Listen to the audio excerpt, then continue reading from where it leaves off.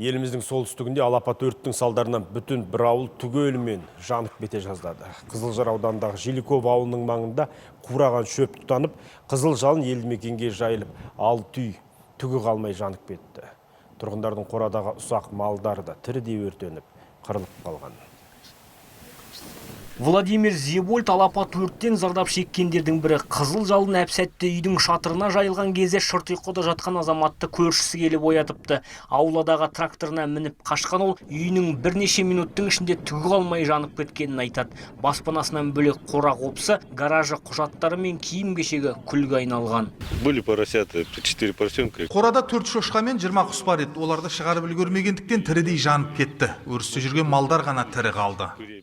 Тұрғындар ауылға өрттің даладан келгенін айтады. Жолдың жиегіндегі қураған шөпті жағып жіберген адамның әрекеті үлкен трагедияға әкеле жазады дейді ауылдықтар. Сөздерінше секундына 30 метрге дейін жететін қатты желден қызыл жалын айналдырған 10 минуттың ішінде бүкіл ауылға таралып кеткен. Ал өрт сөндірушілер көмекке жарты сағаттан кейін ғана келгендіктен тілсіз жаумен тұрғындар өз күштерімен арпалысқандарын айтады. Төтенше жағдай кезінде бірнеше бұзау, ондаған ұсақ мал мен 100-ге жуық құс қырылып қалған. 6 человек. 6 адам зардап шеккен, олардың құжаттарын қайта рәсімдеуге көмектесіп, далада қалған отбасыларға 100 айлық есептік көрсеткіш қаржы береміз. Қора қопсыларын салып, үйлерін тұрғызып беруге бүкіл аудан тұрғындары көмектеседі. Оған арнайы шот аштық. Көпшілік әлеуметтік желілерде зардап шеккендерге қаржы жинап, көмек қолын соза бастаған. Одан бөлек азық-түлік, киім-кешек пен жиһаздарын әкеп беріп жатқандар көп. Көмек ретінде біз орындық, стөл және де киім-кешектер әкелдік. Осы ораза айындағы мұқтаж жандарға көмектесу ол біздің бір парызымыз.